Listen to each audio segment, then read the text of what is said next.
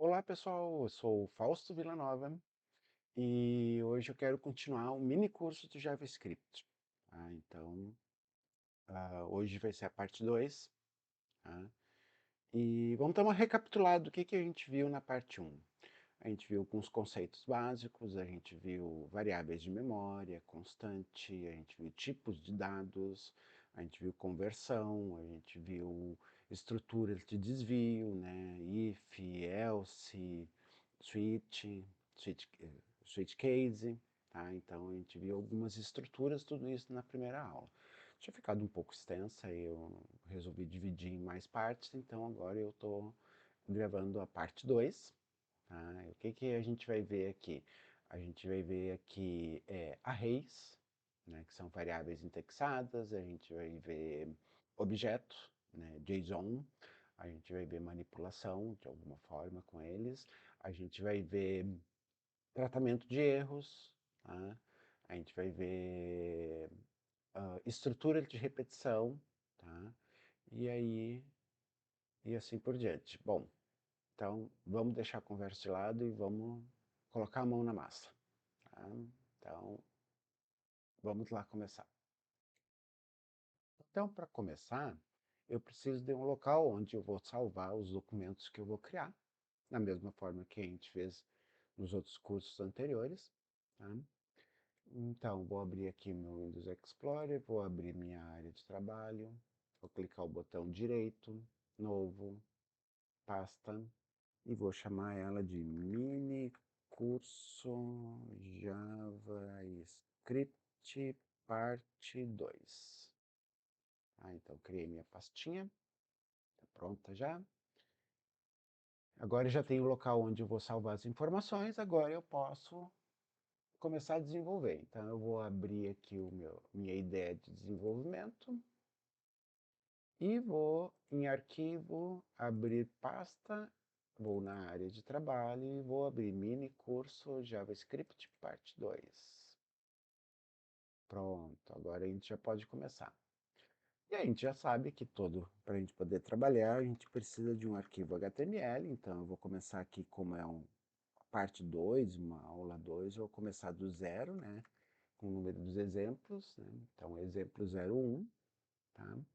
A gente precisa daquela nossa estrutura básica, tá? Vou colocar aqui exemplo 01 e vou colocar aqui um H1 bem com exemplo 01, só para não ficar uma tela em branca lá a hora que a gente estiver trabalhando. Perfeito? Então também vou criar já o meu arquivo JSON aqui, JSON JavaScript, né? Exemplo 01.js. Tá?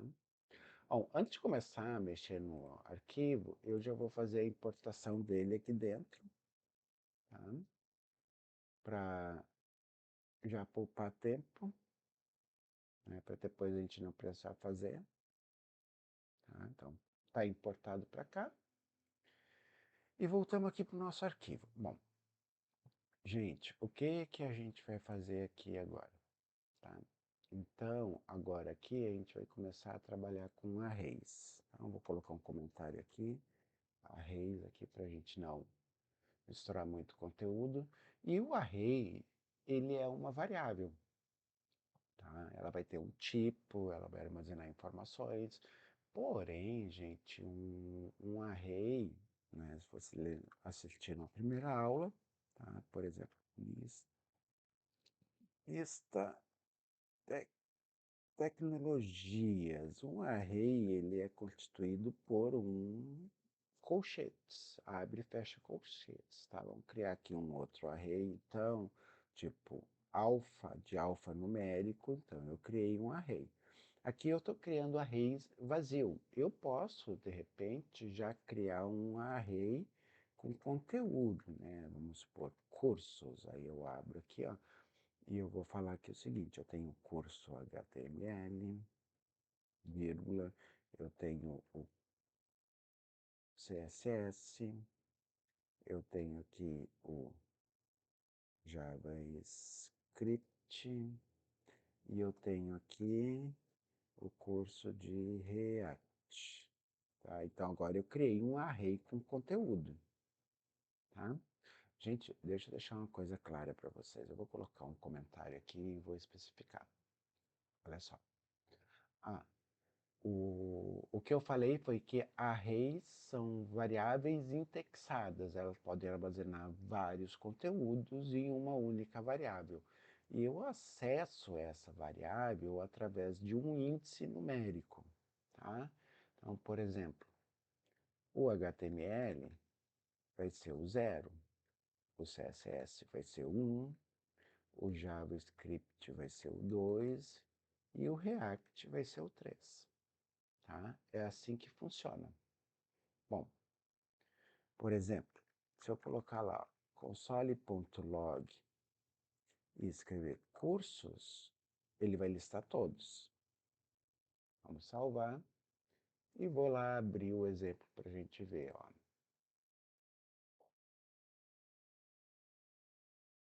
Aí, exemplo 01, deixar aqui. Ó, clica o botão direito, inspecionar, tá? Vamos em console, e tá lá, ó, ele imprimiu, ó, array 4, ó. E se eu clico na setinha aqui, ó, ele mostra ó, HTML, CSS, JavaScript, React 4 com um comprimento de 4 elementos. Tá? Então pronto, eu listei todo o meu array, todo o meu conteúdo. Ah, mas eu quero apenas o JavaScript. Então, gente, para mim acessar essa informação em específico, eu ponho colchetes e identifico qual posição que o JavaScript está. No caso aqui, ó, JavaScript é posição 2, ó, então eu ponho lá, posição 2. E encerro a minha operação.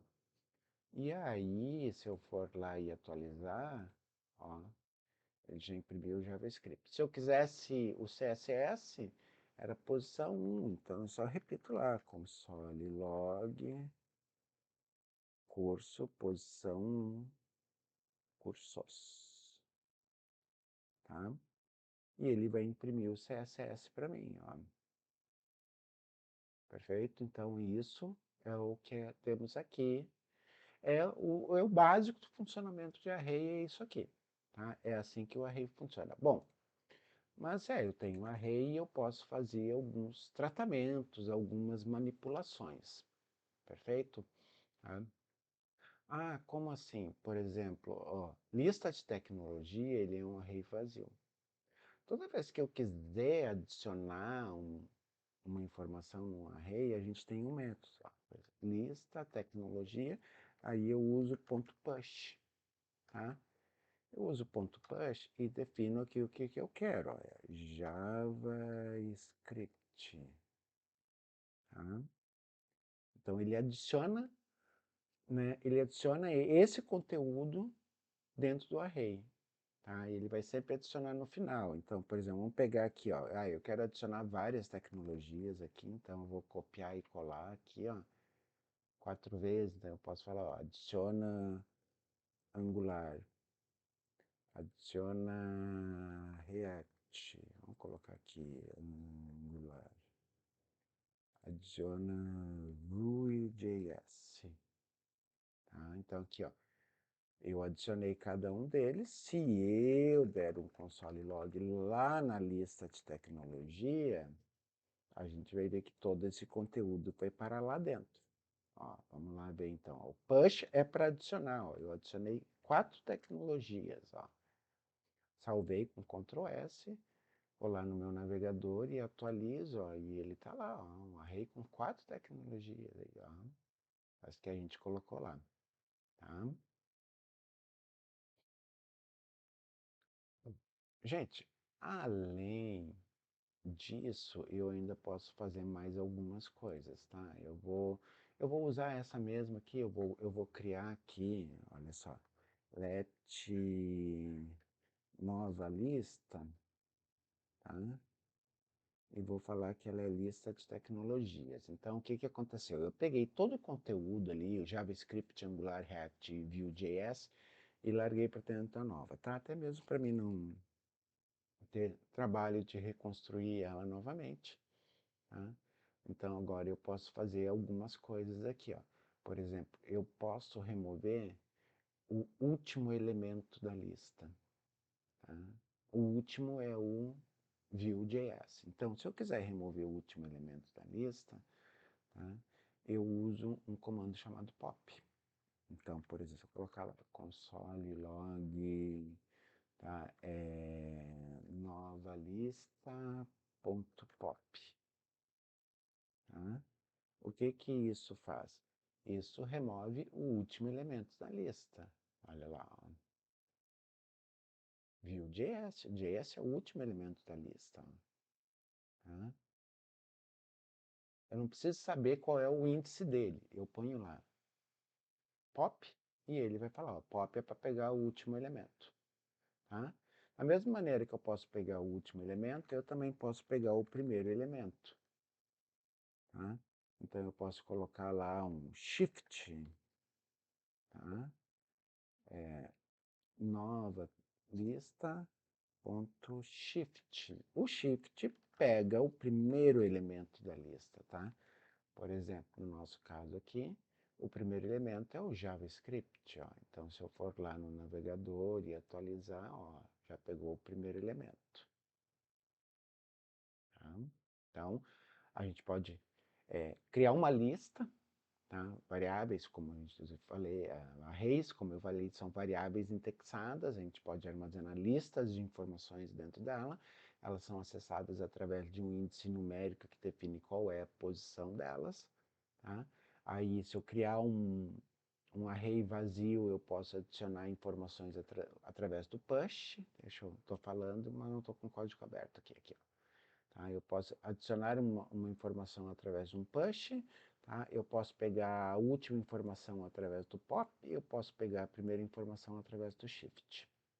Tá? Então, a gente tem algumas funções que a gente pode fazer aqui que são bem interessantes.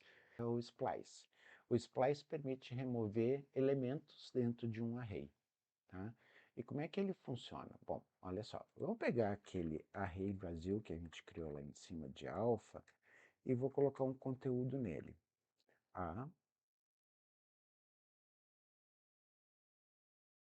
B, C, D, E e F. Tá? Então, criei aqui um conteúdo. Ah, ele está dando erro porque eu coloquei o let, ele já existe, tá? Pronto, tá. Então, gente, olha só o que eu vou fazer. Eu vou usar aqui splice, alpha, né? Alpha.splice, tá? E vou falar o seguinte: 2, que quer dizer a posição, e 1, que quer dizer quantos elementos eu quero remover, tá? E vou colocar um console log no alpha para a gente ver o que vai acontecer. Para a gente ver lá na tela, lá no navegador. Bom, gente, voltando à explicação dos índices aqui, né? O que acontece? Eu tenho aqui, ó, 0, 1, 2, 3, 4 e 5, tá? E eu falei para ele, splice 2, ou seja, o C, o que é para fazer? Remover um elemento, então remove o C, tá? Então, ó, vou dar um Ctrl S aqui, vou no navegador e vou atualizar a tela lá, ó, e aí eu vou ver que o C subiu, ó, A, B, cadê o C? D, E, F, perfeito? Tá? Essa é uma maneira. Eu vou copiar aqui, ó, Ctrl C, não, Ctrl V aqui, e eu vou fazer uma mudança sutil aqui no nosso splice para a gente ver o que vai acontecer, tá? Com esse exemplo, eu removo um elemento apenas. Agora, eu poderia remover mais elementos, tá? Como é que eu poderia fazer isso? Vou dar um exemplo para vocês. Ó, eu quero remover o B, C e D, tá? Eu quero remover o B, o C e D. Então, o B está na posição 1. Esse é o que eu quero remover, tá?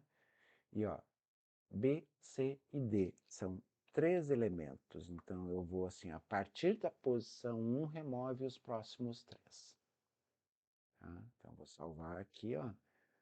Tá? Ctrl S, vou lá no navegador, vou atualizar a página e olha lá, ó. Eu removi, ó, o B, o C e o D. Só ficou o A e F. Tá? Então, a gente tem essas vantagens, a gente tem esses recursos que a gente pode utilizar. Tá? Tudo bem. Gente, existem outras manipulações, mas vocês entendendo essas que são as básicas, as próximas é só uma questão de estudo, de ver como é que funciona, praticar, testar e assim por diante, tá? Então vamos passar para mais algumas funções que são interessantes aqui, e elas acabam até envolvendo algum tipo de repetição, de ficar repetindo informações que vão acontecer.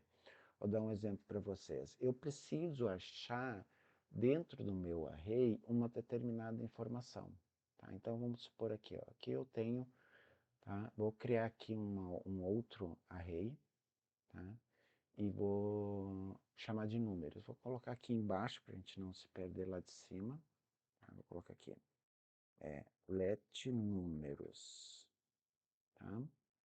Let números e vou criar um array numérico, então vou criar um array com valores de 1 a 15.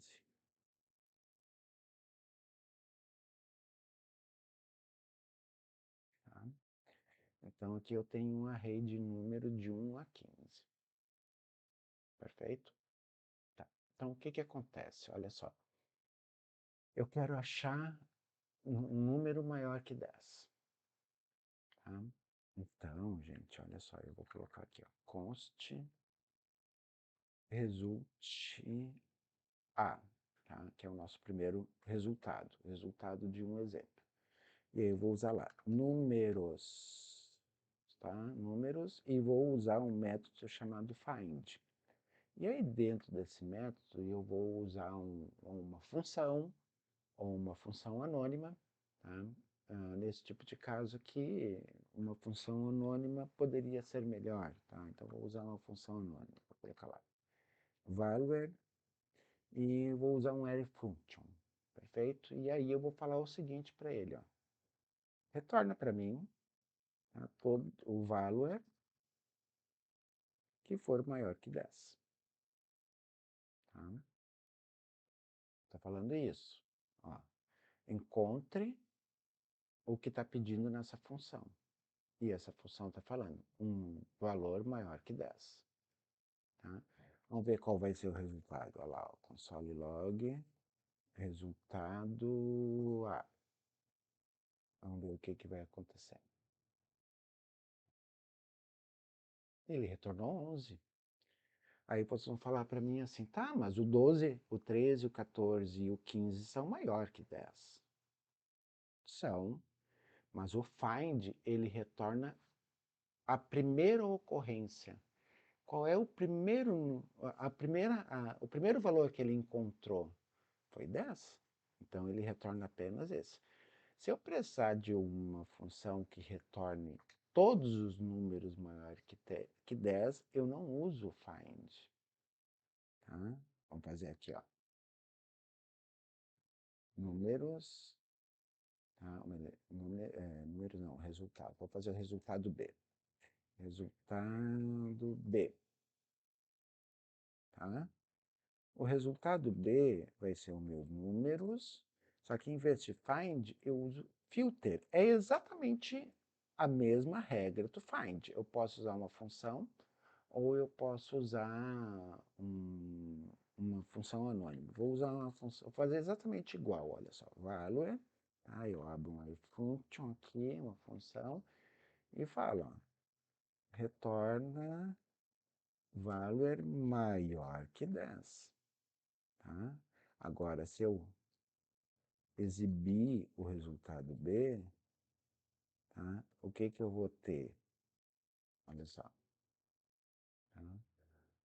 Ó, salva e atualiza a tela. Ó. Agora ele mostrou, ele criou um novo array, e esse novo array, tá? tá? O que foi que ele fez? Ó, ele pegou todos os números que sejam maior que 10.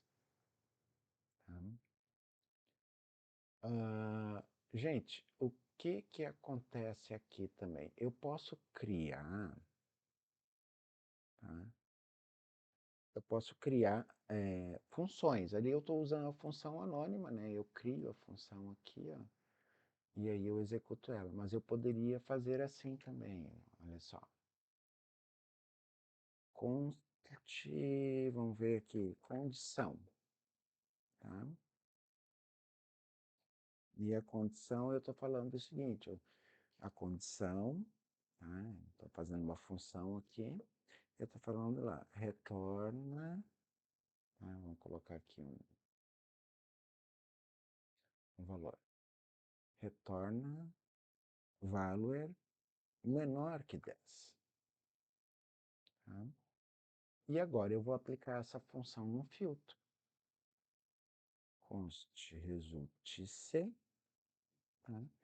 E aí eu vou falar lá, números.filter, tá?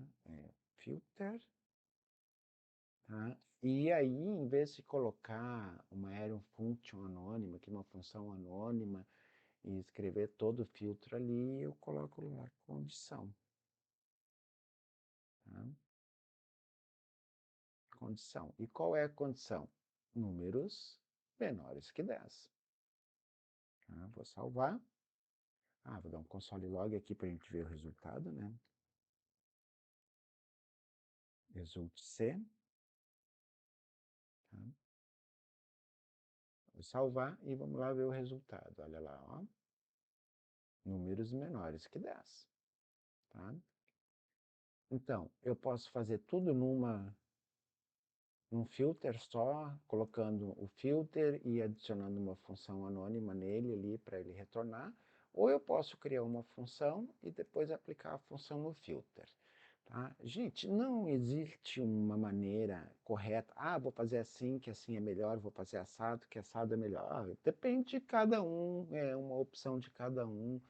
Eu muitas vezes uso uma função separada, ou uso uma função junta, depende muito do que eu vou aplicar.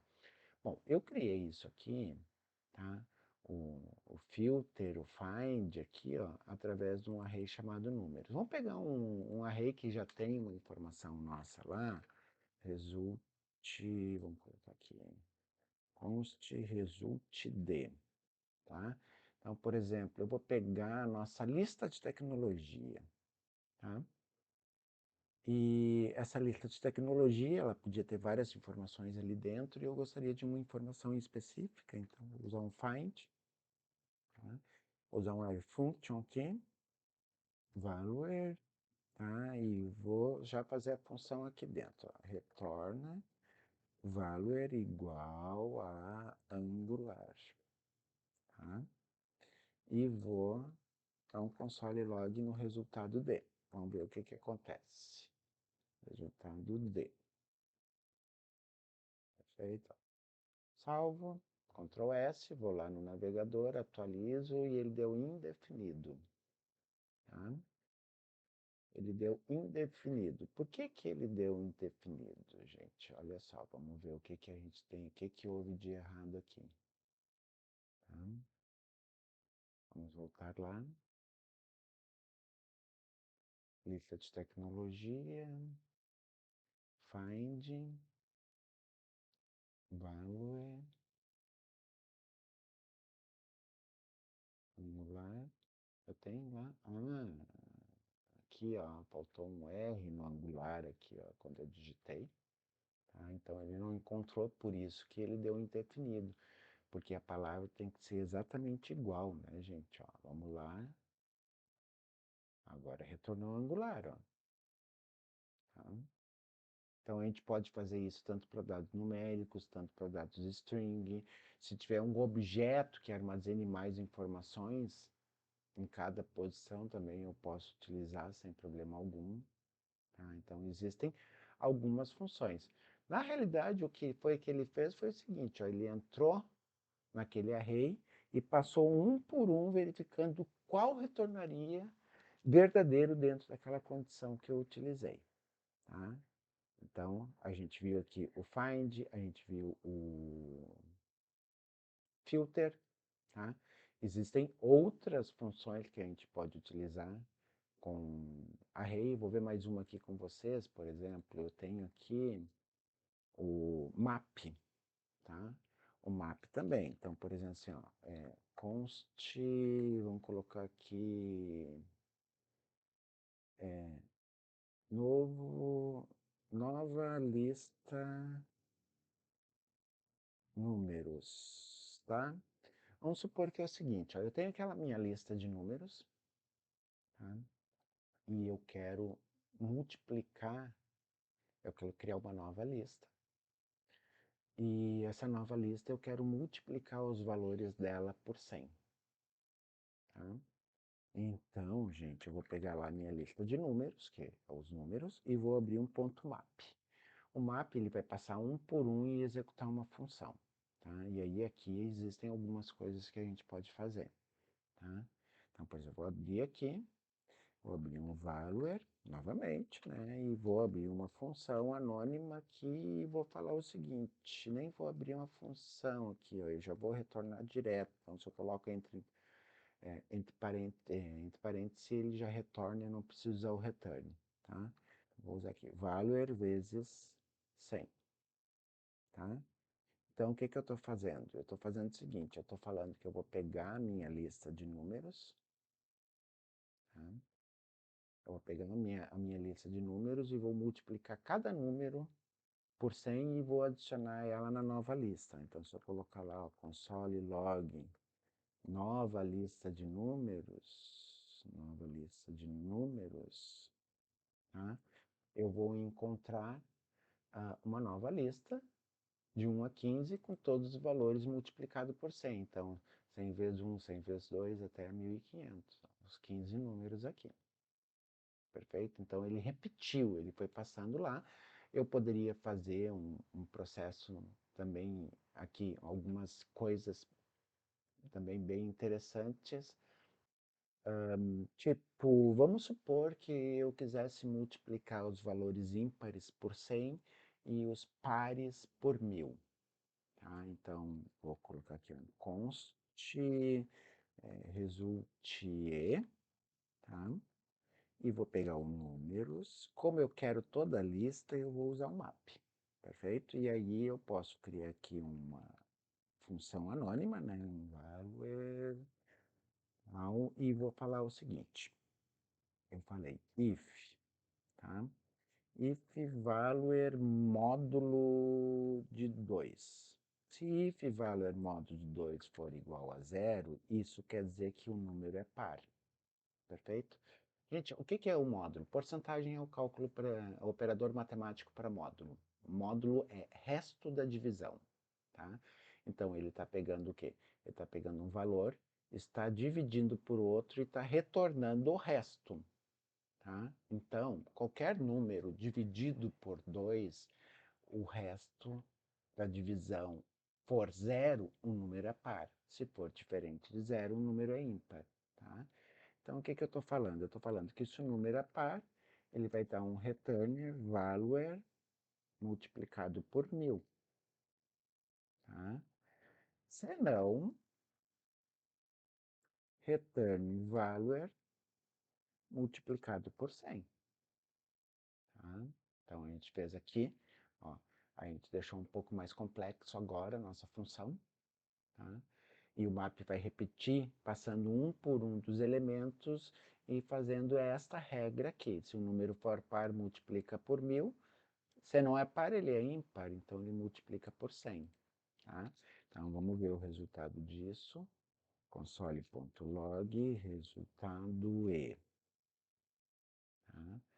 E vamos salvar aqui, Ctrl S, e vamos no navegador e vamos atualizar a página e a gente viu, ó, número ímpar multiplica por 100, número par multiplica por 1000. 100, 1000, 100, 1000, 100, 1000 e assim por diante por todos. Tá? Então a gente pode fazer operações mais complexas, tratamentos mais específicos, né, utilizando uma rotina de repetição como o map. O map ele sempre vai retornar alguma coisa, tá? E eu não cheguei a comentar com vocês, mas o map é um método, uma função que executa outra função, tá? E isso a gente chama de callback, tá? Então, isso ajuda bastante. Então, o pessoal não precisa ficar com medo quando vai ter algum. Ah, quando ouve o termo callback, o pessoal fica, ai, tem que usar callback, ai, não, mas não é o bicho, é mais simples do que se imagina, tá? Bom, gente, eu vou ver callback mais pra frente agora aqui também, a gente vai ver mais alguns exemplos, mais algumas coisas, tá? E agora eu quero entrar aqui em algumas rotinas de repetição. A gente está usando o array para fazer repetição, é o processo mais comum, mais simples, e inclusive a gente tem um comando chamado for que permite fazer isso, tá? Então, por exemplo, vou criar aqui, ó, um let total igual a zero, tá? Só para a gente ter uma ideia. E vou criar aqui uma nova lista de valores, tá? E vou lá, 10, 20, 30, 40 e 50, tá? Para a gente ver os exemplos que a gente vai trabalhar. Perfeito. Então, agora, gente, olha só, eu vou usar um comando chamado for. O for, ele entra num loop, uma rotina de repetição, tá? Por exemplo, vocês vão falar, a gente já viu o filter, a gente já viu o map, perfeito. Só que o filter a gente tem que usar com array. O map também. E o map sempre vai trazer um retorno desse array. Mas agora eu não quero um retorno, eu quero fazer alguma coisa diferente. Eu quero, por exemplo, gerar um total, eu quero passar por todos os itens e gerar um total desses valores que estão ali, tá? Então, eu preciso de um índice, tá? Então, eu vou colocar let idx, tá? Primeiro, nem preciso, porque já está explícito aqui, né? Eu vou colocar idx de índice e vou falar que esse índice é zero. Ponto e vírgula, tá? O próximo argumento do meu for é uma condição. O que, que ele tem que fazer para repetir? Então, eu vou falar, ele vai repetir enquanto o idx for menor que o tamanho de elementos que tem o meu vetor. Tá? A gente já viu a função len em exemplos anteriores, tá? E ela retorna um número de caracteres de uma string. Se eu usar o len em um array, ele retorna um número de elementos de uma string. Então ele está falando aqui, ó, idx menor que 5. Tá? Então está falando, ó, essa aqui é a condição para ele se repetir. Idx menor que 5. Tá? E depois eu tenho que fazer o incremento do IDX, eu tenho que somar 1 no IDX para ele ir comparando. Então, existe uma regra aqui que quando a gente põe dois sinais de mais, identifica um incremento, que ele está somando 1 àquele valor. Tá? Então, e aí eu crio a minha estrutura de repetição. Tá? Vou dar um exemplo para você. Se eu colocar lá um console log .idx, para vocês terem uma ideia, tá? Vou fazer isso aqui só para vocês verem o que vai acontecer. Ó, eu vou lá no navegador e ele imprime de 0 a 4, ó, que são 5 elementos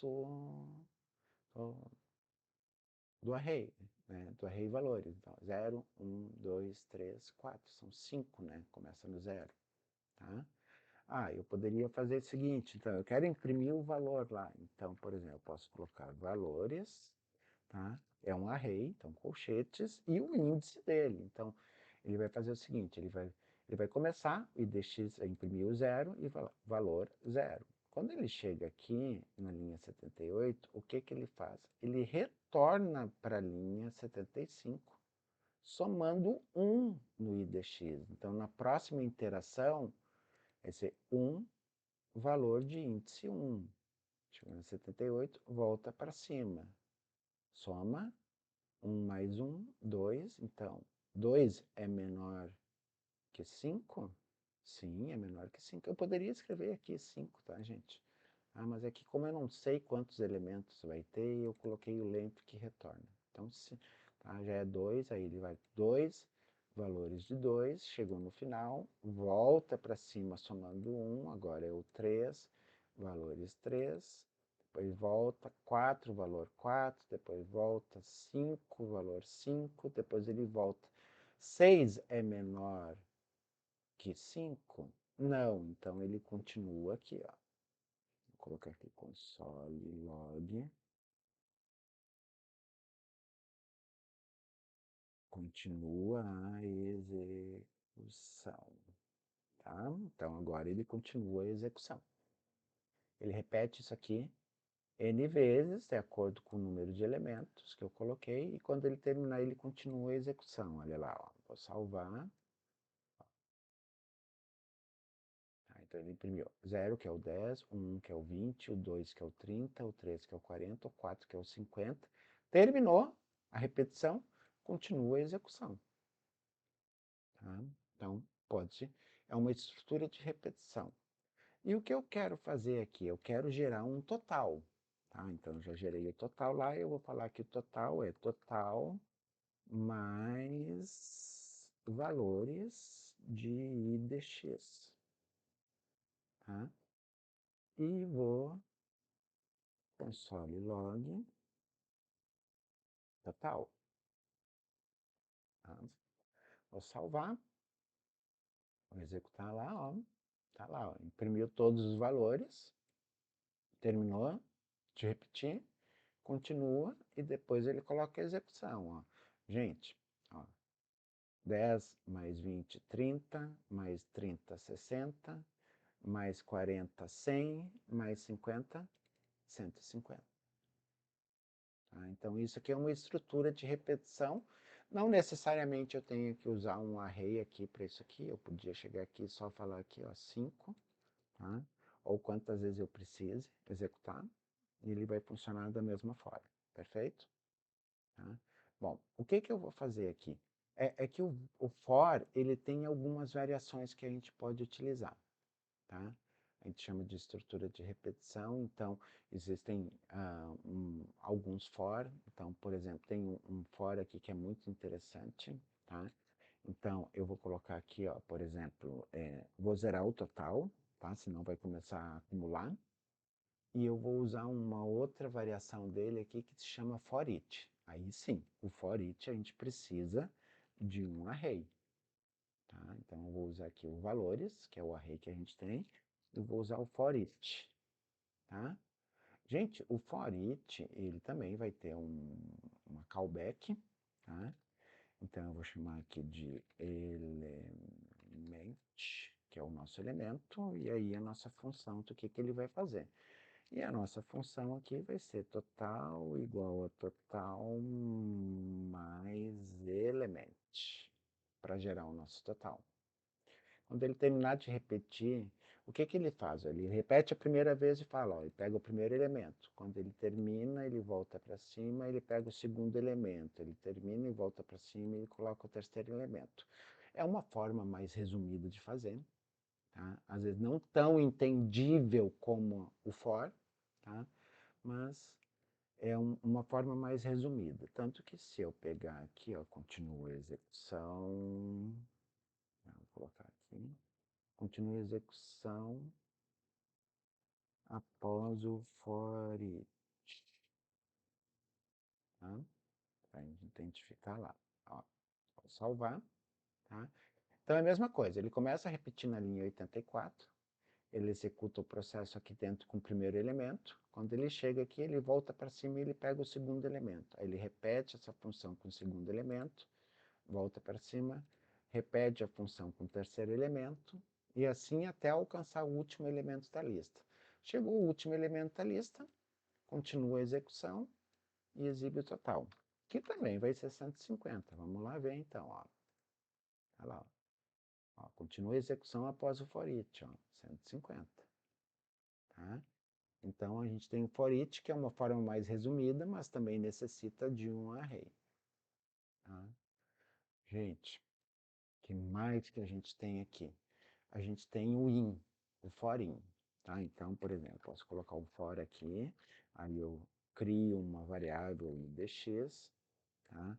In, e o nome do array que eu quero. Tá? E aí o que acontece? Aí aqui de novo, eu vou gerar o total igual, tá, a total mais valores com meu índice, tá? Ah, gente, esse aqui seria mais ou menos uma mesclagem do for com for each. Ele junta os dois assim, tá? Então, o processo, na realidade, também é praticamente o mesmo, tá?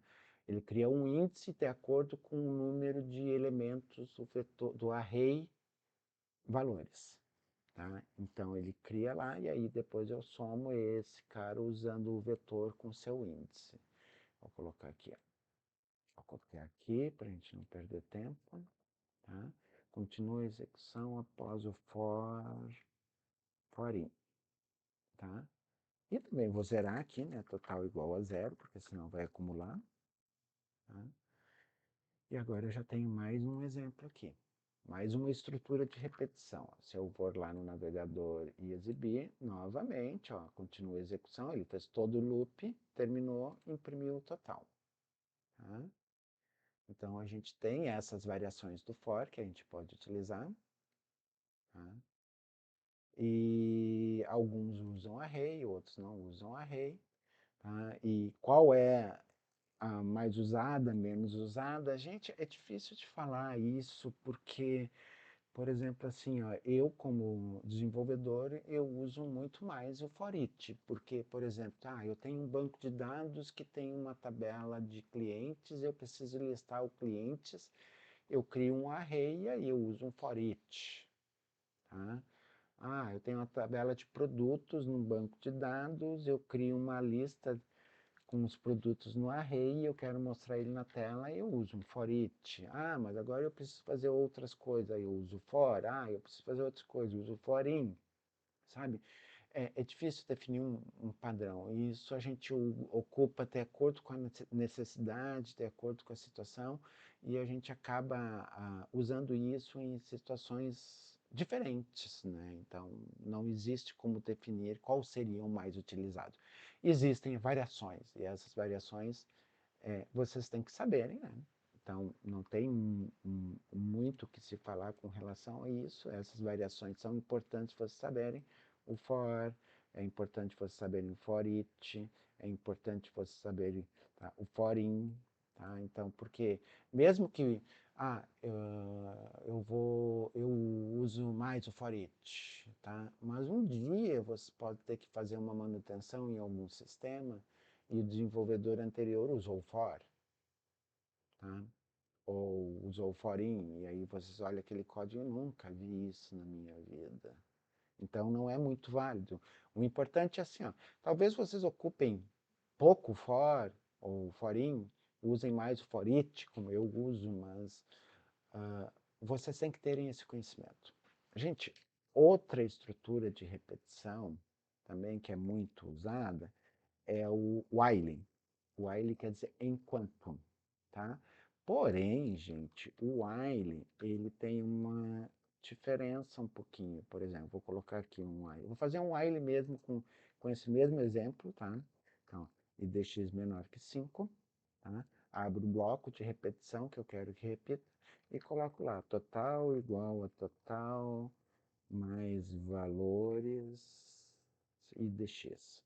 Tá? E aqui que vem a diferença. Ó. O for each e o for in, eles fazem praticamente incrementos automáticos. Tá? Ou seja, ele muda o IDX para 1, para 2, para 3, para 4 praticamente sozinho. Aqui no while, eu tenho que fazer esse incremento manual. Tá? Então eu faço o incremento manual aqui, ó, tá? E aí ele já faz isso pra gente. Legal? Então estou falando aqui, ó, faça enquanto IDX for menor que 5, porque eu sei que eu tenho 5 elementos. Tá? Vou colocar o console log aqui. Tá? E continua a execução após o while, para a gente ver lá. Tá? Então eu criei aqui, ele vai repetir isso aqui 5 vezes. Ele repete a primeira vez, soma valor índice 0, 0 mais 1, 1, volta para cima. 1 é menor que 5? Sim, então ele executa de novo. Tá? Soma o valor índice 1, 1 mais 1, 2, volta para cima. Índice 2, 2 mais 1, 3, volta para cima. E assim até o 5. Quando ele chegar em 5, ele termina, chegou IDX 6. 6 é menor que 5? Não. Então ele executa o próximo comando abaixo do bloco. E ele continua a execução. Ó, vamos lá para o navegador. O resultado vai ser o mesmo. Continua a execução após o while, 150. Tá? E para encerrar as estruturas de repetição, a gente ainda tem uma chamada do while. Legal? A do while, ela é um pouquinho diferente. Tá? Por que é diferente? Olha só, eu vou colocar a estrutura aqui e depois eu vou explicar para vocês. Tá? E a gente precisa de novo isso aqui. Né? Tá? Aqui. Vou colocar do while aqui e aí eu vou explicar para vocês. Valores IDX. Tá? E aí eu coloco aqui IDX e o while fica no final do bloco. Só que agora, em vez de fazer IDX, né, eu vou colocar aqui IDX maior que 5. Tá? Encerro aqui e vou colar lá o nosso console log aqui. Tá? Aqui é do while. Tá? E vamos lá executar. E aí ele retornou 10. Gente, olha só. Por que que ele retornou 10? Tá? Ele retornou 10 porque, ao contrário do while, ó, deixa eu voltar aqui para o while. O while, ele chega aqui e ele fala IDX igual a 0. Tá? Depois, total 0. Aí ele perguntou, while, IDX é menor que 5, ou seja, 0 é menor que 5? É verdade. Aí ele já executa esse cara. Tá? Tudo bem. Agora, gente, olha o que ele fez. Eu comecei com IDX 0, total 0. Ele executou a primeira rotina e falou 0 mais 1. 1. O IDX é 1. Aí ele chegou no while e falou 1 é maior que 5? Não, não é. Então ele continuou a execução e mostrou o primeiro resultado. E o primeiro resultado foi 10, porque ele executou isso aqui, ó. Tá? Ele executou. Legal? Então, o while, a gente usa o do while quando a gente precisa que pelo menos uma vez essa estrutura precisa ser executada. Pelo menos uma vez. Tá? Claro, ela pode ser executada mais vezes, mas ela vai executar pelo menos uma e quando ela chegar aqui ela vai avaliar a condição. Por exemplo, se eu quisesse que funcionasse, era só eu trocar. Eu já fiz de propósito aqui, deixar o valor menor aqui, tá? Para a gente ver o que ia acontecer lá. Agora sim, agora ela vai executar a primeira vez, vai voltar para cima e executar a segunda, voltar para cima e executar a terceira, voltar para cima e executar a quarta. Quando ele estava assim, ó, o que foi que ele fez? Ele começou, executou IDX 0, total 0, fez a soma, somou 1 e perguntou.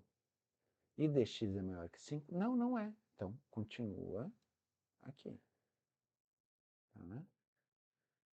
Imprime as mensagens, imprime o total e acabou. Mas ele executou esse trecho aqui. Agora, olha só, se eu trocar isso aqui, o que ele vai fazer? IDX 0, total 0, executou a primeira soma, 0 mais 1, 1. 1 é menor que 5? Sim, é menor que 5. Então, volta para cima no do e começa de novo. 2. 2 é maior que 5? É. Volta para cima no do, executa de novo. 3 é maior que 5? É menor que 5? É. Então, volta para cima, executa de novo. 4 é menor que 5? É. Então, volta para cima e executa de novo. 5 é menor que 5? Não, não é menor que 5. Então, continua a execução e imprime o total. Tá? Então, o do while é quando a gente precisa que pelo menos uma vez ele faça aquela interação. Agora funcionou. Tá? E agora a gente termina as estruturas de repetição, tá? E vamos passar para o nosso próximo exemplo. Legal? O nosso próximo exemplo, vou começar com objetos e depois vou continuar com o tratamento de erros. Tá? Então, vou abrir um novo arquivo aqui, tá? Exemplo 2.js, tá? E vou criar o exemplo 2.html. Tá? Estrutura básica do HTML. Exemplo 02, eu vou colocar aqui um H1 também, né? Tá? Para a gente não perder o costume. Exemplo 02. E já vou importar o meu exemplo 02.js. Tá? E agora a gente pode trabalhar, salvar, e agora a gente pode trabalhar no exemplo aqui que a gente quer. Tá? Então, gente, aqui ó, eu separei já o exemplo, que agora eu quero ver objetos. Tá? E a questão de objeto é o seguinte, isso é um pouco mais avançado, tá? A gente trabalha com questão de REST API, tá? Que é quando a gente tem um aplicativo back-end que retorna os dados para a gente e o front-end trata esses dados que a gente recebe. Normalmente a gente recebe esses dados por algum objeto, tá? Então vou colocar aqui objeto cliente, tá? Então eu tenho um cliente, tá? Na primeira aula a gente viu que um objeto é representado por chaves, né? Então eu tenho um objeto. E aí eu posso ter lá nome, Fausto, tá? Entre aspas, que é uma string, né? É um dado, tá? Vírgula, um próximo campo, sobrenome, tá? Vírgula nova, um próximo campo, fone ou telefone, e aí os nomes a gente define como a gente quiser, tá? Eu vou colocar aqui 1991929293994, tá? Pronto, então agora eu tenho um objeto, legal? Então esse objeto, se eu der um console log nele, objeto cliente, tá? Vamos lá ver o que aconteceu então, eu vou abrir o meu exemplo 02 aqui, peraí, área de trabalho, mini curso Java, objeto 02, tá? Como sempre não acontece nada, tá lá no console log, então clica o botão direito, inspecionar, tá? Vou deixar aqui e no console aqui tá lá, objeto, ó. Quando eu clico no objeto, eu tenho acesso a eles, tá? Tudo bem? Até aí, tranquilo. Ah, eu preciso ver o telefone, então eu coloco lá, console log, tá? Objeto cliente, tá? Objeto cliente, ponto, e o nome do campo que eu quero, fone, tá? E se eu salvar e for lá no meu navegador, eu vou ver que eu tenho o campo telefone, tá? Então, ótimo, agora eu tenho a impressão do campo lá que eu quero, tá? Gente, uma outra coisa que acontece é que muitas vezes eu posso criar um objeto, tá? Então eu posso colocar um objeto aqui, vamos supor, string, tá? Eu vou abrir a aspa aqui, ó, tá? E aí eu vou falar o seguinte, ó, eu tenho meu objeto, vou abrir e fechar aqui, e aí eu vou falar o seguinte, o meu objeto vai ter um nome, dois pontos, Fausto, tá? Vou colocar tudo numa linha só. Ó, vírgula, eu vou ter o sobrenome, entre aspas também, tá, gente? Que isso aqui é uma string, né? Os pontos, vírgula nova, vírgula, fone, dois pontos, e o número do fone, 51998182834. Tá, deixa eu diminuir um pouco aqui o tamanho da letra.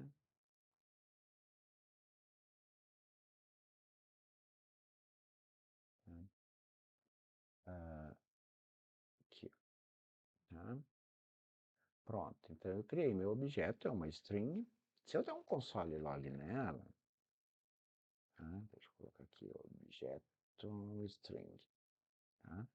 Eu vou perceber que eu não vou ter o mesmo acesso que eu tenho quando eu crio um objeto normal, ó, tá?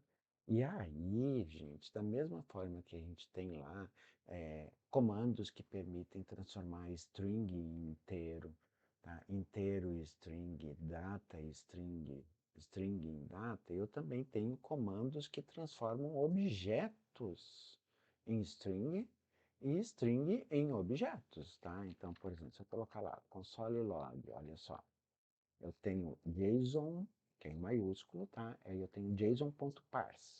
O JSON.parse, ele permite eu pegar um objeto string, tá? Que é esse que a gente criou na linha 10 aqui, e transformar ele, ó, eu vou colocar aqui no console log, vou colocar aqui uns asteriscos para a gente ver que é esse cara aqui. Esse é uma string. Tá? Então, eu vou separar aqui, eu vou salvar e vou entrar lá no navegador e vocês vão entender. Ó. Ó, o primeiro é uma string, ó, eu não consigo acessar essas informações. Agora, o segundo já não é, olha só, ele transformou ele num objeto, tem a setinha do lado, eu clico aqui, ó, eu consigo ver as informações. Tá? Inclusive, agora eu podia pegar uma informação separada dele e o mesmo ocorre ao contrário, gente. Olha só, eu poderia pegar, vou colocar aqui, ó, o console log, tá? JSON.stringify, tá? E colocar o objeto cliente, tá? O que que ele vai fazer? Ele vai pegar aquele objeto cliente, salvar aqui, vou colocar aqui de novo mais uns asteriscos aqui para separar, para a gente poder ver lá, tá? Mas o que que ele vai fazer, ó? Ele vai pegar, tá, esse objeto aqui e vai transformar ele em uma string, ó, transformou em string. Tá? Agora eu não tenho mais acesso àquelas informações. Gente, isso assim acontece porque muitas vezes eu estou usando uma API, essa API vai retornar um objeto JSON um string, aí eu preciso transformar ela em JSON para mim poder utilizar, ou o objeto tem que receber uma string em vez de um objeto, então a API tem que receber uma string em vez de um objeto, então essas conversões de objetos, elas vão depender de acordo com a nossa necessidade. Tá? Então, é isso que acontece aqui. É isso que eu tenho que ver. Tá? Isso aqui é o básico. Tá? Se eu precisar trocar, por exemplo, eu preciso trocar a informação de um eu preciso trocar o telefone aqui, ó. Eu tenho esse telefone e eu preciso trocar ele. Eu vou colocar aqui embaixo, esse cara aqui, tá? Como é que eu faço para trocar uma informação de um objeto? Eu pego o objeto mais o nome do campo, tá? Recebe a nova informação, tá? Então, 51, 871727374, tá? Eu estou trocando essa informação, tanto que se eu imprimir esse objeto de novo aqui embaixo, tá? Ó, vou colocar aqui, ó, Solilog,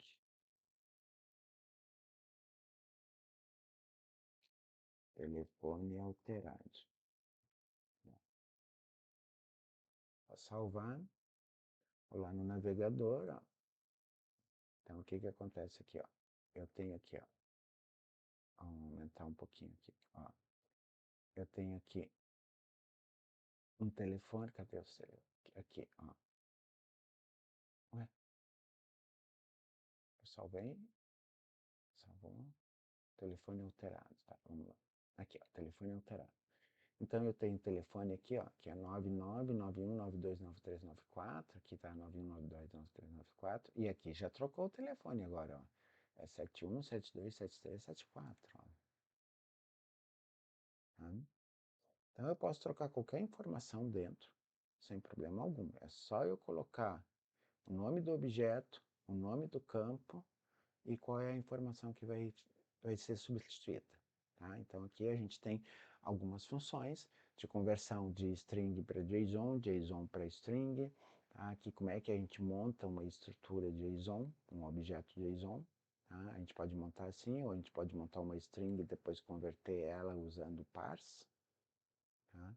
Então esse aí é o que tem. Bom, vamos seguir em frente então. Gente, tratamento de erro. Deixa eu fazer uma coisa aqui, ó. Let exibir erro igual a true. Tá? Então, Gente, eu vou abrir um if aqui e vou falar o seguinte: exibir erro. Se o exibir erro for verdadeiro, o que que a gente vai fazer? A gente vai usar a função draw, new erro, tá? E eu vou falar o seguinte: aqui é a mensagem de erro, tá? E vou colocar um console log e vou falar que no console log continua a execução, tá? Pronto. Gente, o que que isso aqui quer dizer? Olha só. Vou salvar, tá? Vou executar aqui para vocês entenderem o que que vai acontecer. Ó, ele executou todos os processos ali que estavam corretos e aí ele chegou no erro, colocou aqui é a mensagem de erro, tá? Legal, tá? E não apareceu mais nada. Por quê? O que que esse comando faz? Esse comando gera um erro, tá? E interrompe a execução. Se eu colocar falso aqui, ó, e salvar, nada vai acontecer, ó. Continua a execução, ó. Porque o que que aconteceu? Exibir erro é falso? Sim, então continua daqui para baixo, tá? Se o exibir erro for verdadeiro, é verdadeiro? Sim, então gera o erro. E para a execução, tá? Essa é a função desse comando aqui. Gente, é que assim, ó, muitas vezes pode acontecer um erro dentro do sistema. Quantas vezes o pessoal que está começando a programar, e até o mais antigo, chega na execução de um programa e se depara com esse erro vermelhinho aqui, e aí a execução para, e aí ele tem que ir lá ver o que está acontecendo, tá? Então, aqui pode dar uma mensagem padrão, já um erro, ou eu posso fazer uma mensagem de erro, tipo, ó, você é menor de idade, não pode continuar esse processo, eu posso gerar um erro aqui, tá? Legal? Claro que só quem tem conhecimento para acessar o inspecionário, o console, que vai ver esse erro, tá? Mas isso pode acontecer. Então, uma outra maneira, por exemplo, então, que eu estou causando um erro, tá? Então, eu posso ter programadores que eu vou trabalhar, eles podem estar gerando um erro nesse ponto aqui, tá? E aí depois eu tenho que identificar esse erro. Então, esse comando é para criar um erro ali naquela mensagem. E aí vem a questão do tratamento. Quando a gente usa o tratamento, a gente pode usar o try catch. Então, try catch é uma espécie de if, tá? Vou colocar aqui catch, tá? Opa, aqui, catch, tá? Eu vou colocar aqui erro, legal, tá? E aí vou abrir aqui de novo, mais uma função, tá? Então, o que que acontece, ó? A função do try-catch, ele funciona da seguinte forma, ele entra aqui e ele executa tudo que está aqui. Se durante a execução desse bloco, a linha 28 aqui, vou colocar aqui, ó, eu tenho aqui um bloco de comandos, né? Vários processos que estão sendo executados. Se durante esse processo, vou colocar aqui, console log, erro, tá? Se durante um desses processos aqui ocasionar um erro, tá? Se um desses processos aqui ocasionar um erro, eu posso fazer ele apresentar a mensagem do catch, tá? Em resumo é isso. Ele vai executar todas as funções dentro do try, tá? Se uma dessas funções causar um erro de exceção, um outro erro qualquer, eu posso tratar esse erro no catch, tá? Então, olha só, eu vou fazer o seguinte, eu vou pegar esse cara aqui, esse aqui, tá? Até eu vou comentar isso aqui para não misturar lá, tá? Deixar comentado, e vou colar aquele código aqui, ó, tá? Então, gente, o que que eu tô falando? Olha só. Deixa eu explicar para vocês o que é isso aqui. Eu não estou usando ESLint, então quando eu salvo ele não formata aqui com a indentação. Bom, gente, ó, ele está falando o seguinte, erro verdadeiro, exibir erro é verdadeiro, então causa o erro. Quando ele causa o erro, ele cai no catch. Aí eu posso tratar o erro. Tá? Eu até posso deixar esse cara aqui fora. Tá? Então, olha só, vou salvar e vou lá no meu navegador e vou executar. Ó, aqui está o erro. E parou a execução. Peraí, deixa eu colocar aqui. Ou melhor, ele não parou a execução. Que agora eu estou tratando, né? Tá? Ele continuou a execução. Ele mostrou o erro, tá? Ele mostrou o erro e não parou a execução. Então, essa é a vantagem de usar o try catch. Ó. O que aconteceu? Ó, deu um erro. Foi um erro de exceção, foi um erro de acesso ao banco de dados, foi um erro na hora do preenchimento de algum campo que era obrigatório e está faltando. Ele gerou um erro. Tá? E aí eu tratei o erro aqui no catch. E o tratamento que eu fiz foi exibir o erro na tela. Se eu colocar aqui como falso, ele vai executar todo o trecho aqui, mas não vai gerar o erro. Salvei. Ó. Pronto, continua a execução. Então, gente, é isso que acontece no try catch. Ó. Ele executa toda a função do try. Se não tiver erro, pronto, ele continua a execução após. Se durante a execução do try, do bloco aqui, acontecer um erro, ele vai ser tratado no catch. Em resumo, é isso aí. Perfeito? Tudo bem. Vamos para o próximo exemplo. Exemplo 03.json. E exemplo 03.html. Tá. HTML. Exemplo 03. E exemplo 03. Aí já vou importar o arquivo aqui do JavaScript. Pronto. Então agora nós podemos passar para o próximo exemplo. Tá? Aqui. Gente, voltando ao assunto do callback, tá? O callback é uma função sendo executada dentro de outra função.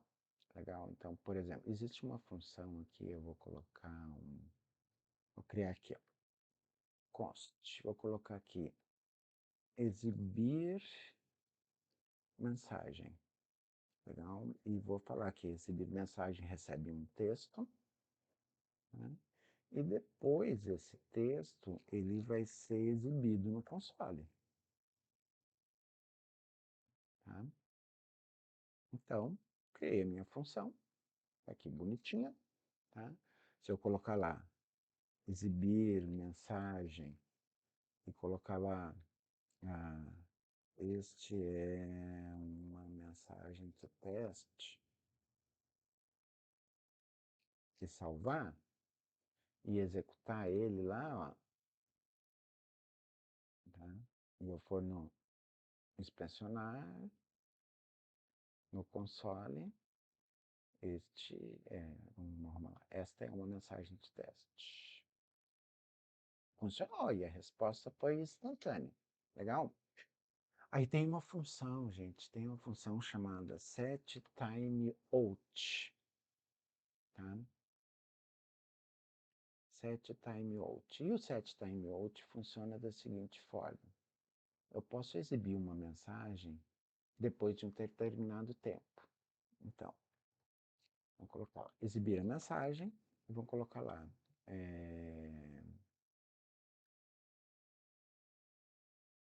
Um texto qualquer. Tá? Opa, esse é um texto qualquer. Desculpa aí, gente, é aqui, ó. Tá? E aqui eu vou colocar o tempo que eu quero. É milissegundos, gente. Então, o que acontece? A cada 1000 é 1 segundo. Se eu estou usando 3000, eu estou usando 3 segundos, tá? Então, ó, eu vou salvar. Quando eu atualizar a minha tela, ó, Ele mostra a mensagem e 3 segundos depois aparece a outra. Ó. 1, 2, 3. Tá? Então, tem. Detalhe interessante. Isso aqui é um callback. Tá? É uma função chamando outra função. Tá? Eu poderia fazer direto. Legal? Eu poderia chegar aqui e fazer uma forma tradicional, tá? Set time out, tá? Aí eu abro aqui uma função, é uma função, legal, sem problema. Aí eu posso colocar uma função anônima, function, tá? E aí eu coloco lá, console log e escrevo texto qualquer. Qualquer dois. Para a gente ver que é o texto lá. Tá? E aí, depois que eu escrevi a função, eu coloco o tempo aqui, ó, do lado da função. Eu quero a função em 2 segundos, ó, isso que eu quero mostrar uma coisa para vocês. Ó, vou salvar, ó, e vou atualizar a página. Então vai vir primeiro a função de 2 segundos, depois a de 3, tá? Gente, olha assim, ele está executando tudo ao mesmo tempo. Aí ele chegou e falou, não, ó, esse aqui é para tu esperar 3 segundos, e essa aqui 2. Então o que que ele faz? Ó? Vamos lá ver. Ó. Ele imprime essa aqui, ele vai fazer 1, 2, imprimiu essa, depois imprime essa. Não importa que está digitada antes ou está digitada depois. O tempo de cima é maior. Tá? Então, se vocês observarem, ó, ele começou um texto qualquer. Ó, o texto qualquer 2, depois o 1. Se vocês olharem, uma fonte está trocado. Por quê? Porque esse é 3 segundos e esse é 2. Tá? Então, tem essa função aqui. Isso que pode acontecer. Tá? Gente, outro detalhe interessante, vamos fazer aqui, ó. É claro, eu peguei uma função setTime, que já é uma função própria do JavaScript, então se torna um pouco mais complicado, talvez até te entender essa função, dizendo uma função sendo chamada por outra função. Então eu vou fazer aqui, ó, const percentual, tá? E o const percentual, ele recebe um value em percent, tá? E aí eu vou falar, retorna value vezes percent dividido por 100. Essa é a fórmula da porcentagem, ela retorna a porcentagem para a gente. Tá? Tudo bem. Então esse aí é a minha base. Tá? Aí, gente, o que que eu vou fazer? Eu vou criar aqui, olha só, const calc INSS. E eu vou falar que o meu const calc INSS, eu vou fazer com arrow function aqui, que é o mais tradicional, eu vou falar o seguinte, ó. Ele vai receber um salário base, tá? E ele vai receber uma callback, tá? E aí, aqui dentro, eu vou falar, ó, console log, tá? Callback, é a minha função, tá?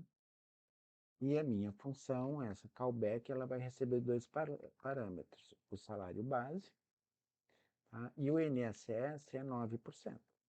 Vamos colocar aqui 9. Tá? Vou criar também uma const calc vale transporte. Tá? Também vai receber um salário base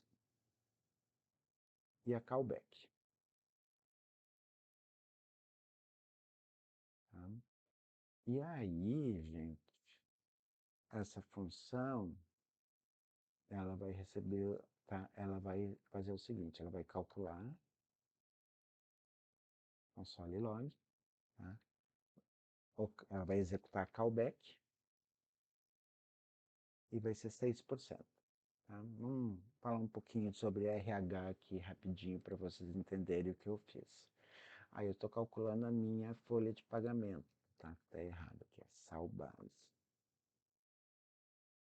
Tá? Estou calculando a minha folha de pagamento. Tá? Então, eu tenho meu INSS, que é 9%, tá? E eu tenho o meu salário base, que é meu vale transporte, que é 6%. Tá? Então, gente, olha só, agora o que que eu preciso? Ah, eu quero calcular o INSS. Então, eu vou colocar lá, calque INSS, vou abrir e vou falar, ó, o salário do cara aqui é 2.500, vírgula. E aí eu tenho que usar callback. Qual é a callback? A callback é o percentual, tá? É o percentual, tá? Nem preciso parênteses aqui, é só isso aqui, tá? Ah, eu quero calcular o vale transporte, então eu vou colocar lá, calque vale transporte. E aí qual é o salário base? 2.500. E qual é a callback? É o percentual, tá? Percentual é esse cara. Ele faz o cálculo da porcentagem, tá? E aí, ó, quando eu chamo calcular INSS, ele pega o percentual e passa o value e o percentual e o percent. Aí ele calcula e retorna o valor que eu quero. Isso é uma callback. É uma função dentro de outra função. Claro, eu coloquei o nome callback aqui para vocês entenderem. Ó, essa aqui é percentual, que eu estou passando aqui. Ó. Percentual é a função que eu criei. Tá? Vamos ver se vai funcionar. Ó. Aí, ó. 9%, 6%. Tá? Ele calculou.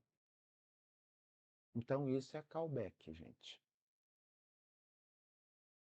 Tá?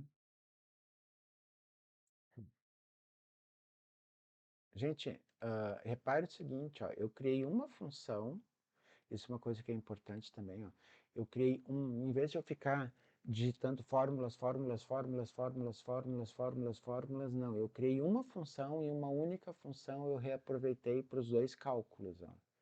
Tá? Tanto que eu chamei aqui, ó, cálculo, ó, INSS é um percentual, tá? O vale transporte é um percentual, eu usei uma fórmula em vez de digitar as fórmulas várias vezes aqui. Tá? Então, por exemplo, o callback permite fazer isso, reaproveitar funções dentro de outras funções, né? Executar uma função, um método dentro de outro método. Né? Então, que nem a gente viu nos filters, no find, a gente viu aqui no timeout, set timeout, a gente viu aqui no calc INSS, no calc transporte, vale transporte, e são callbacks que a gente utiliza. E isso ajuda muito no reaproveitamento de código, tá? Ah, se eu tiver mais valores que sejam porcentagens, eu posso reutilizar o percentual, que é genérico, para calcular qualquer porcentagem de qualquer parâmetro de uma folha de pagamento ou de um sistema de venda, um cálculo de juro, normalmente usa percentual. Então, isso, um callback, ele acaba permitindo que a gente reutilize bastante código aí na função. Legal? Bom, vamos em frente. Então, eu vou criar aqui o exemplo 04.js, tá? E o exemplo 04.html. Tá? E aqui, gente, então vamos lá. Exemplo 04, já vamos importar o script aqui. Tá? E nosso tradicional H1 aqui para a gente não, por exemplo, 04, para a gente ter alguma coisa na tela para a gente enxergar. E vamos trabalhar aqui. Bom, gente, eu vou começar a ver uma coisa chamada promessas, legal? Então, deixa eu montar a estrutura aqui, que aí eu explico para vocês. Eu vou criar com o nome de promessa, tá? Aí a promessa é uma classe instanciada do promise. Tá? E uma promessa, ela tem dois parâmetros. Ela tem um parâmetro chamado resolve e reject. Tá? Isso é padrão, isso é o que ela tem sempre. Legal? E a função de uma promessa é a seguinte: eu estou prometendo que eu vou te devolver alguma coisa. Essa essa devolução, ela pode ser instantânea, pode levar algum tempo, aí depende do que a gente vai, de como é que a gente vai funcionar, tá? Depende da função que a gente está aplicando, legal? Então, mas assim, ó, a promessa quer dizer, algo vai retornar, algo certo ou algo errado, algo vai retornar, sempre, tá? Então, essa é a questão da promessa. Então, eu vou montar aqui, ó, uma condição igual a true, tá? E vou fazer o seguinte, if condição, tá? Se a condição for verdadeira, é porque está tudo ok. Então, quando está tudo ok, eu uso resolve. E eu vou colocar lá, ó, tudo está ok. Se a condição for falsa, então eu tenho um erro, um reject. Então, algo deu errado. Então, é assim que, essa aqui é a estrutura, tá? Bom, montei minha promessa daqui, já fiz todas as minhas regras de negócio, todas as funções ali dentro, e agora eu quero executar a promessa. A promessa ela tem uma execução parecida com um if, gente, ou com melhor, com um try-catch, tá? Então eu vou executar a promessa, tá? E aí a promessa, se tudo tá ok, tem um then.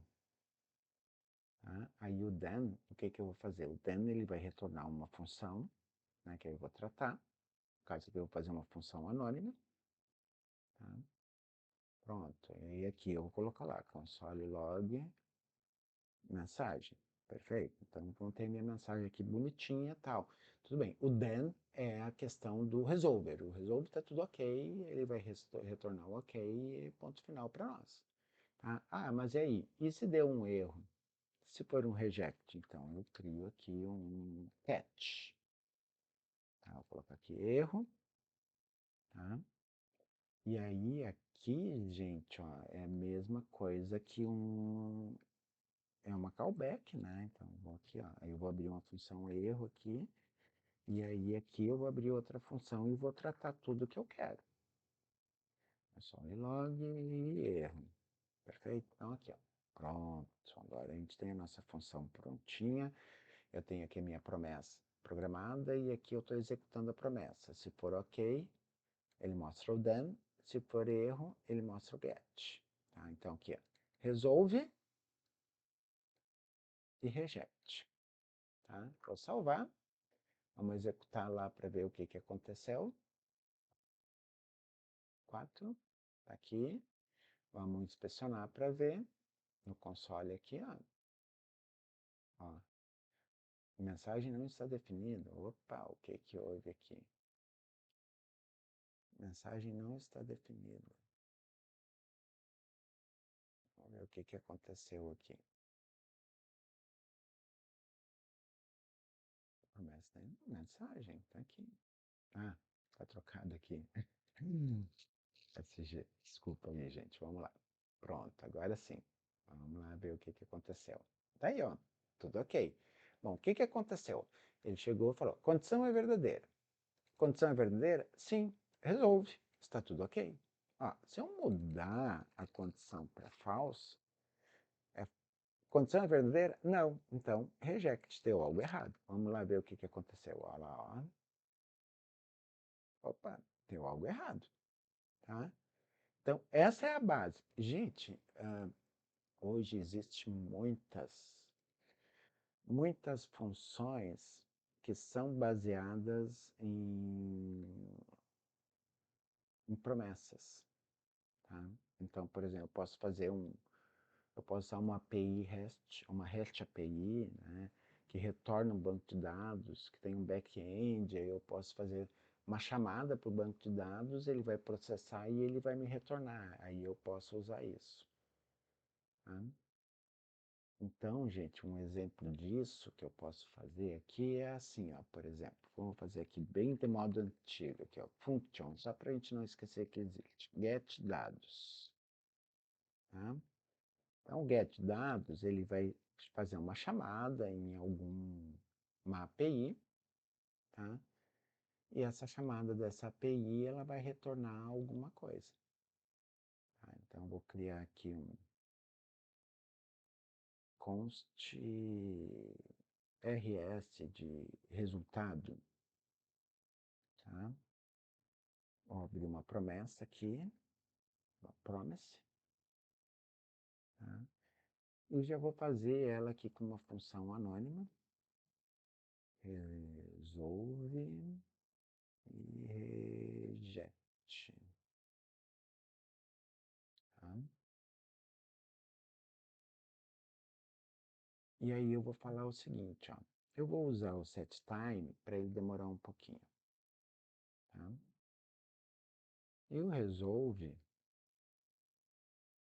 vai ser dados recebidos. Eu vou colocar aqui 3 segundos, tá? E aí, gente, eu vou colocar aqui um const data recebeu o RS, tá? E vou imprimir ele. É só ali log data, tá? E pronto, minha função está pronta. Então, o que, que a minha função faz? Ó, ela tem uma promessa que vai haver um retorno. E aí eu falei, ó, esse retorno demorou 3 segundos para chegar. E aí eu vou pegar o retorno e vou passar para o data e vou imprimir o data, tá? É isso que eu estou fazendo. Então, eu vou colocar lá, get dados, e vou console log,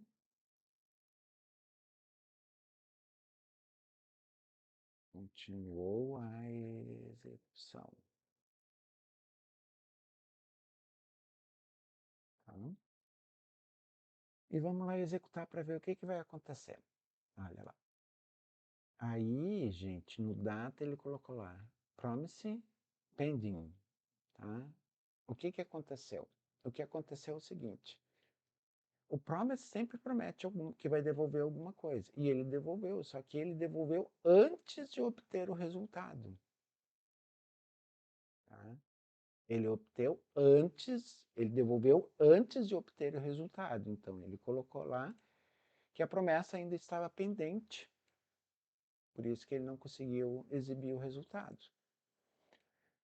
Para quebrar esse galho, para resolver esse problema, a gente usa o async away. O async é funções assíncronas, tá? Então eu vou falar, essa função é uma função assíncrona, e aí eu vou falar o seguinte, tá? Na hora que ele executa a promessa, eu ponho um await, que quer dizer, ele vai esperar a promessa retornar antes de mostrar o resultado. Então, ó, vamos lá agora ver o resultado, ó. Ó, 1, 2, 3. Dados recebidos. Agora funcionou, tá? Ele continuou tudo, né? Pode ver que ele executou o get e continuou, mas ele continuou na execução aqui, ó. Ele não finalizou a execução por causa do await e do async, tá? Enquanto ele não recebesse os dados. Aí quando ele recebeu os dados, aí ele imprimiu no console, ele continuou a execução da função, tá? Então, vou colocar aqui mais uns asteriscos aqui para a gente poder visualizar lá no console lá. Ó. Então a função aqui é simples, gente. A função dele é esperar, tá? O que, que ele faz? Ele espera o resultado e depois mostra na tela. Tá? Se eu não usar o sync-await, ele vai executar tudo e finalizar o processo e não vai esperar a promessa ser concluída. Tá? Eu já tenho a promessa. A promessa é, eu vou te devolver alguma coisa. Ou certo, ou errado, mas eu vou te devolver. Tá? Então eu falei, ó, devolve o resolve em 3 segundos. Eu dei um prazo para ele, ó, então vai levar 3 segundos para resolver isso. Aí ele executou, ele está esperando, tá? Quando ele terminar de receber essa informação, ele vai passar os dados recebidos para o data e vai imprimir na tela. Tá? Olha lá. 1, 2, 3. Dados recebidos. Então, esse é o async away, tá? Que são funções assíncronas. Tá? Gente, essas funções a gente usa mais quando a gente está acessando um banco de dados, né? Ou a gente está acessando uma API externa que vai retornar alguma informação. Então, essa API ela pode levar um certo tempo para retornar essa informação. E se a gente precisa dessa informação para exibir algo na tela, a gente vai ter que usar o async away. Tá? Então, é isso que acontece. E com esse exemplo aqui, né, eu finalizo essa aula de hoje. Tá? Gente, espero que tenham gostado. Né? Se vocês tiverem alguma dúvida, vocês podem colocar, me perguntar que eu vou responder. Já é outro detalhe importante, assim, ó, esses fontes que eu vou colocar lá, eu vou colocar no Git, vou colocar o link aqui embaixo na descrição do vídeo, tá? Para vocês baixarem o fonte dessa aula de hoje. Tá? E não esqueçam de se inscrever no canal e de curtir aí o vídeo. Tá? E aguardo vocês no próximo mini curso. Até mais, pessoal.